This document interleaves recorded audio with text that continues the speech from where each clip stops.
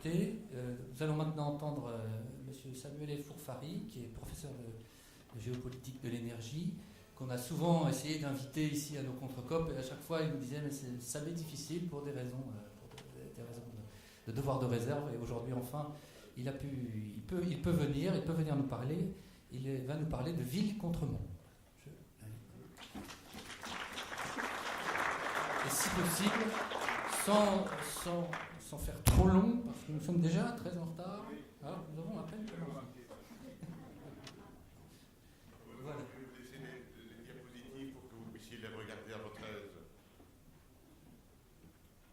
Alors, est-ce que ça veut démarrer ceci? Bonjour à chacun. Un grand merci à l'équipe pour l'invitation.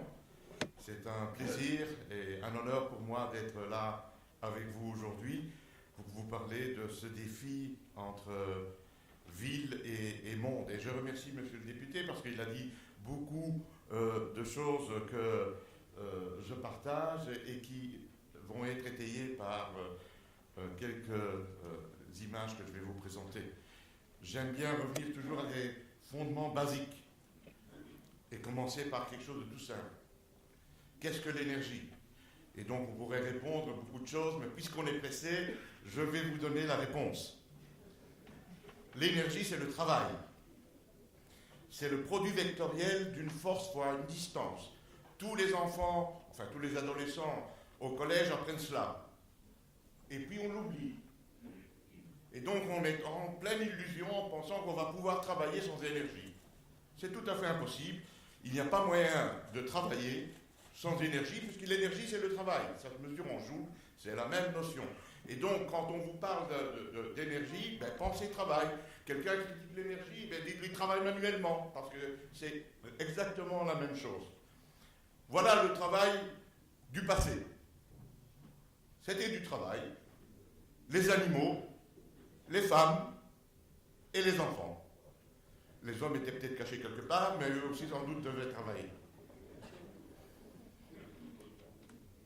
Ça, c'est le travail d'aujourd'hui. Ou bien on travaille avec des femmes et des enfants, ou bien on travaille avec de l'énergie fossile. Figurez-vous qu'il y a 30 millions de tracteurs agricoles dans le monde. La puissance varie de 5 à 600 chevaux. Un homme, c'est 737 watts.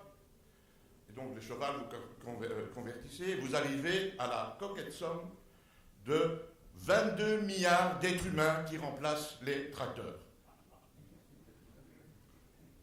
Les tracteurs dans le monde qui travaillent représentent 3 fois la population humaine. Et on vient vous dire qu'il faut réduire tout ça. D'autant plus qu'en Afrique, il n'y a que 10% de la force agricole qui est produite par les vilaines énergies fossiles. Le reste, c'est toujours le travail humain ou animal. Ça, c'est éthiquement insupportable. On ne peut pas continuer comme ça et ils ne continueront pas comme ça. Raison pour laquelle les consommations d'énergie ne cessent d'augmenter. Ce n'est pas un miracle, c'est comme ça. Plus d'êtres humains qui veulent travailler, qui doivent travailler, ne serait-ce que pour vivre et pour manger. Il faut que la demande en énergie croisse. Et comme vous le remarquez, depuis qu'on utilise l'énergie fossile ou nucléaire, il n'y a jamais eu de transition énergétique. Dans le passé, il n'y a jamais eu de transition énergétique. La seule transition énergétique, ça a été la révolution industrielle, ou plutôt la révolution énergétique, où là, on est passé des énergies fossiles, des énergies renouvelables à autre chose. Mais depuis, toutes les énergies continuent à croître. Les petits accidents sont dus à un manque de travail. Là, vous le voyez, là, en 2009, la crise des subprimes, manque de travail, chômage, ralentissement de l'économie, pas de travail, pas d'énergie. Le problème est que la petite ligne verte au-dessus, que tout le monde voudrait voir croître, ne représente aujourd'hui que 4%. Comment peut-on sérieusement dire qu'on va faire une transition et que cette petite ligne verte va remplacer tout le reste? Monsieur le député vient de le dire, il faudrait revenir un peu sur Terre. Il n'y a pas moyen, ce n'est pas possible. Et donc, n'ayons pas peur de dire qu'il n'y a jamais eu de transition énergétique et qu'il faudra vraiment attendre très très très longtemps pour qu'il y en ait une. Parce que le monde continuera inéluctablement à utiliser ce qu'on fait aujourd'hui, c'est-à-dire les énergies fossiles et un peu de nucléaire. Vous avez ici la corrélation entre la demande en énergie et le PIB en Chine. Juste un exemple, évidemment. Voilà. C'est partout, dans tous les pays, c'est comme ça. Mais ici, c'est vraiment flagrant de voir comment la croissance économique de la Chine est accompagnée par une croissance de la demande en énergie. Il n'y a pas de miracle. Le travail, c'est l'énergie c'est le travail. Et donc, vers où va-t-on? Dans le monde, il y aura de plus en plus de demandes d'énergie. Et comme vous le voyez sur ce graphique d'Exxon, il y aura plus de charbon, plus de pétrole, plus de gaz, plus de nucléaire, et aussi plus d'énergie renouvelable, bien entendu, multiplié par 4 environ. Vous allez dire, oui, mais on ne peut pas prendre la référence des pétroliers, c'est pas correct. Prenons la référence de l'Agence internationale de l'énergie, qui est ici tout près. Et vous voyez que c'est le même graphique.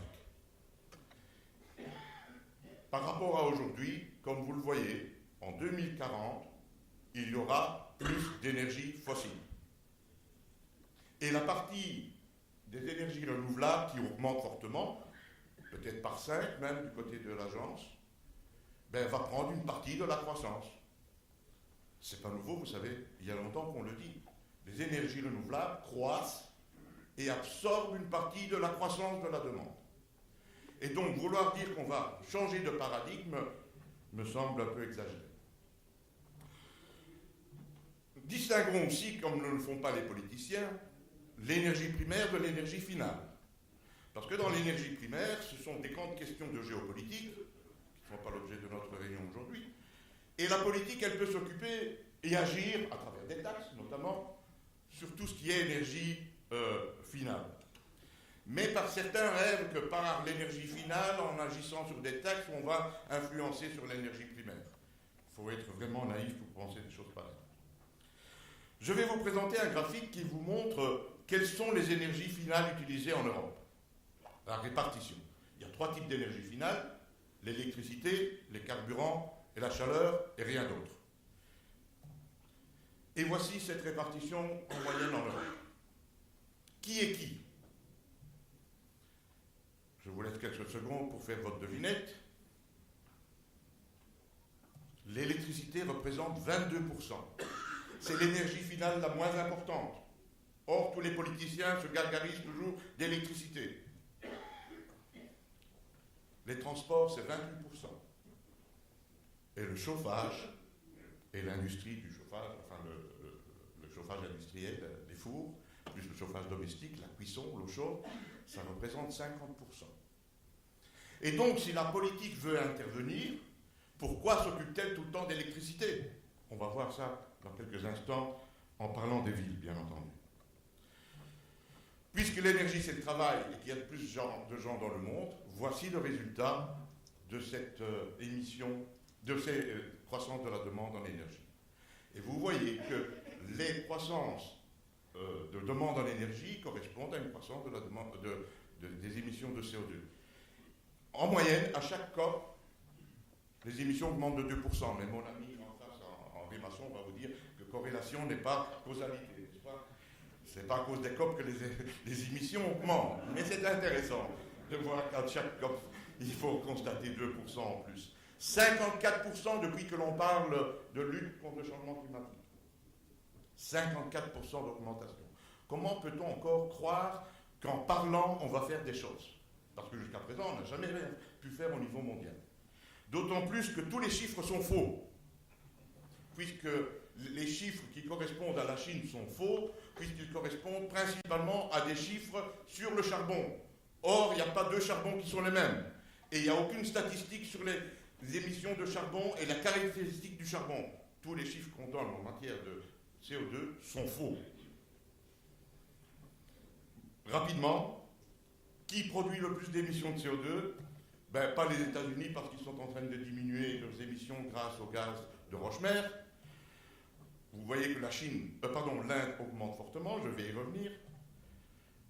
L'Europe, elle parvient à diminuer pour différentes raisons, je n'ai pas le temps de rentrer dans les détails. L'Union soviétique disparaît et donc le communisme, qui était totalement inefficace, est remplacé par une économie de marché et forcément les émissions tombent. Et voici la réalité de la Chine. C'est épouvantable.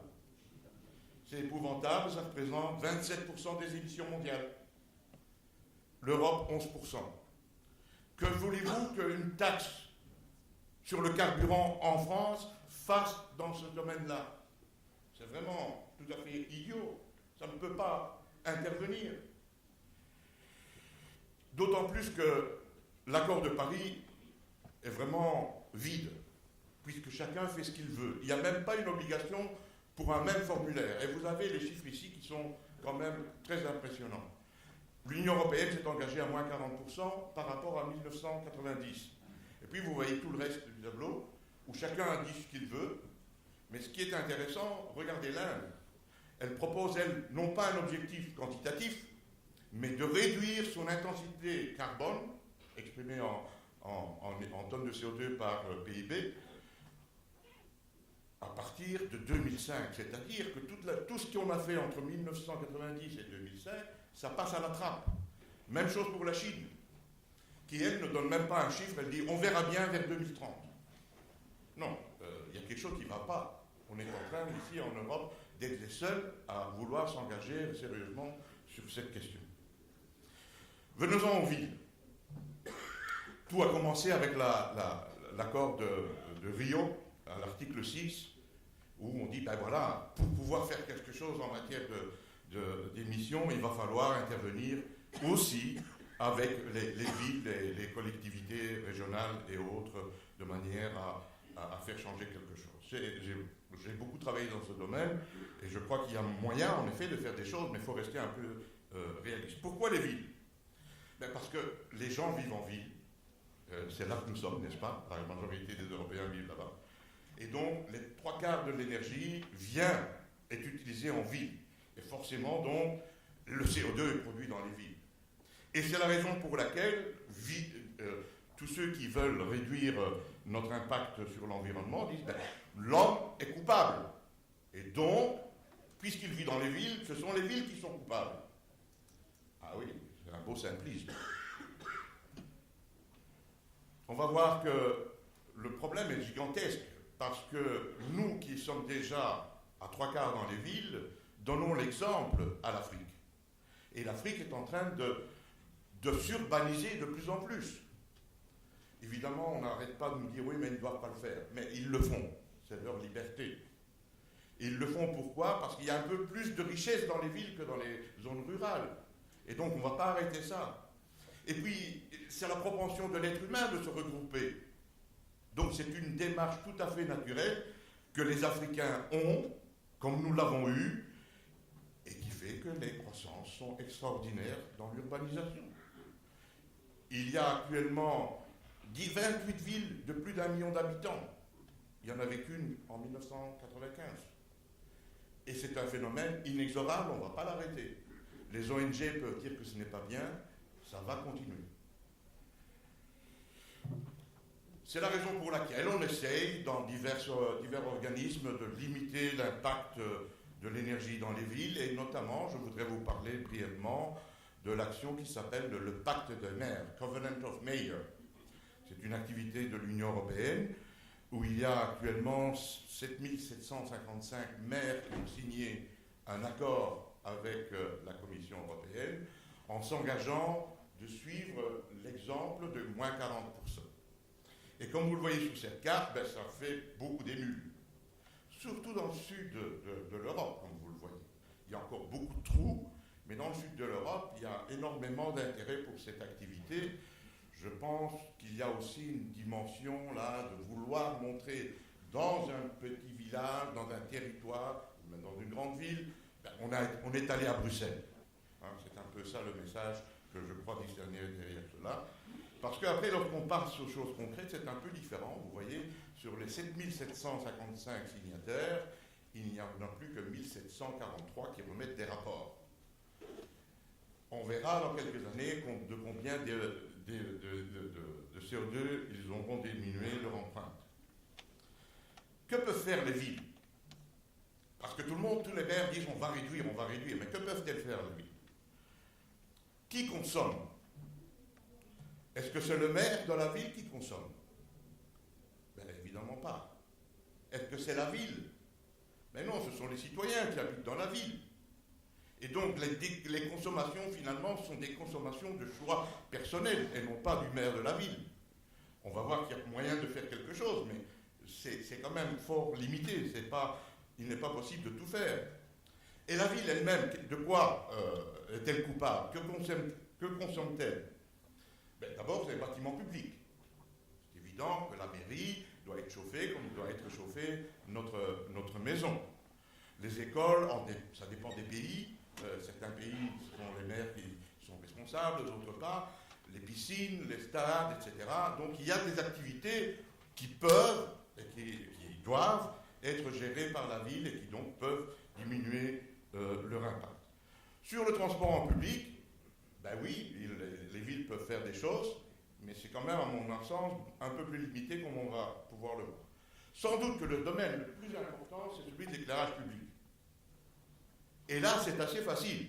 Si on remplace tout par des LED, ben vous allez nettement consommer beaucoup moins. Et je crois que déjà, les feux rouges deviennent tous pratiquement des feux avec des LED. Et il y a une belle expérience actuellement dans la ville de Wavre, au sud de Bruxelles, où on est le soir, à partir de... Oui, le soir et la nuit, l'éclairage s'éteint pratiquement totalement et il ne se rallume que lorsqu'il y a une voiture ou un passant qui passe pour assurer la sécurité. Ça fait chuter les consommations et c'est très bien.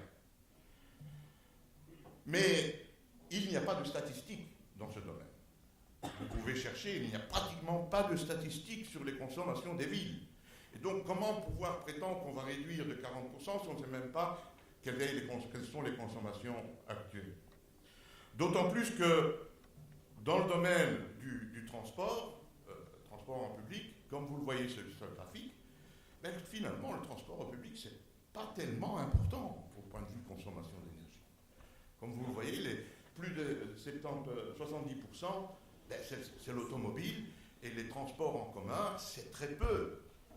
Donc cet impact qu'on peut avoir sur le CO2 est malgré tout assez limité. Certes, du point de vue qualité de l'air, ça peut apporter des solutions. Et moi, je plaide, c'est l'objet de la réunion aujourd'hui, pour qu'on prenne conscience du grand potentiel qui existe d'abattement des émissions atmosphériques, pollution et bruit, en passant au gaz naturel dans les transports en public. Mais ça, c'est une autre question. Et puis, en effet, on se gargarise, et quand on regarde la réalité, ben, on s'aperçoit qu'il y a vraiment loin de la coupe aux lèvres. Voici le bureau d'un professeur d'université, je ne dirai pas laquelle, mais c'est en France. Et vous voyez qu'il a dû mettre une bande rouge pour empêcher le vent de rentrer dans son bureau. Avec évidemment un vitrage simple, mais un panneau photovoltaïque sur le toit. Ça, c'est l'école où j'ai étudié, et vous voyez l'état de délabrement des fenêtres. De qui ça dépend, ça? Ben, des villes. Ceci ne dépend pas des villes, mais c'est quand même un pouvoir public. L'école des mines à Paris. Comme vous le voyez, simple vitrage. Toujours l'école des mines à Paris. J'ai une collection de photos comme ça. Hein. Si vous la voulez, vous me le dites. Moi, je vous donne une collection de photos parce que la première chose que je fais en arrivant dans une salle où je fais une conférence, c'est de regarder l'état des fenêtres. Et comme vous le voyez, là, c'est déplorable. Ça, c'est l'école militaire. Toujours à Paris. Et ça, c'est à La Rochelle, le département, la préfecture. Comment peut-on être sérieux lorsqu'on vient de voir que la principale source de consommation d'énergie finale, c'est la chaleur, et puis des choses aussi banales sont encore prises en compte, et on voudrait changer le système en augmentant un tout petit peu la taxe sur les carburants. Il faudrait revenir sur terre. Je vais vite aller sur ça parce que je vais passer. Il y a un potentiel certainement en matière de consommation d'énergie dans les villes, dans les zones urbaines, mais qui ne viendra pas des élus locaux. Vous entendez souvent parler de smart grid, de smart cities. Smart grid, c'est autre chose. La notion de Smart Cities a été développée par les entreprises IT, notamment IBM. Une Smart City n'est rien d'autre qu'une ville où on introduit de l'informatique pour gérer le big data. Et ça a du potentiel. Je vais vous montrer un exemple. Avec la ville de Yinchuan, en Chine. J'ai participé aux réunions dans cette ville-là, à l'ouest de Pékin. Et cette ville est en train de devenir un exemple mondial. Et regardez la première slide qu'a présentée le maire de Yinchuan. No car purchasing limitation and no traffic restriction based on the car number. Pas de restriction sur les automobiles en Chine. Tout le monde a le droit d'avoir son automobile. Et regardez l'autre slide. A city that creates infrastructure and implements system, tool and process to enhance the quality of life of its people. C'est à travers les infrastructures qu'on va pouvoir changer quelque chose. Et voici la salle de contrôle de la ville de Yinchuan. Ceux qui regardent là alentour, ce sont tous les Européens qui restent bouche bée devant cet exemple extraordinaire de ville intelligente. Ville intelligente où le trafic est contrôlé par des drones. Il n'y a plus besoin de policiers pour faire le trafic parce que tout est géré à partir d'une salle de commande. C'est extraordinaire. C'est un autre monde, une autre vision de la société que celle que nous avons en Europe. Je vais terminer avec quelque chose de plus pointu sur les véhicules électriques. Il me reste 3 slides, ou 2 slides, pardon. 3. Tout le monde parle de voiture électrique. Qui a déjà conduit une voiture électrique ici? Ah, pas beaucoup, monsieur le maire. Est-ce que ce n'est pas formidable? Oui, pour quelques kilomètres. C'est une voiture formidable. Ça ne fait pas de bruit, c'est agréable à conduire, ça a des reprises. Et donc je comprends que les villes essayent de faire quelque chose. Par exemple, à Naples, on avait déjà commencé en 90, fiasco total, mais on recommence en 2018. À Toulouse, échec de la voiture électrique, cette année-ci. À Saint-Quentin, échec du Wheezy-Way, c'est fini. Et à Paris, Autolib, le fiasco aux responsabilités partagées. Un derrière l'autre, les projets de voitures électriques imposés par les villes succombent. On finira peut-être par y arriver, mais quel est le vrai problème du véhicule électrique? Ce n'est pas l'automobile. L'automobile électrique existe et elle fonctionne bien. Elle est un peu chère, mais elle fonctionne bien. Le problème, c'est que c'est une voiture électrique et donc il faut de l'électricité. Imaginons que nous ayons comme objectif d'atteindre 10% du parc automobile français. Je passe un peu sur les détails parce qu'on est un peu pressé. 32 millions de véhicules en France, 10% c'est 3 millions de véhicules.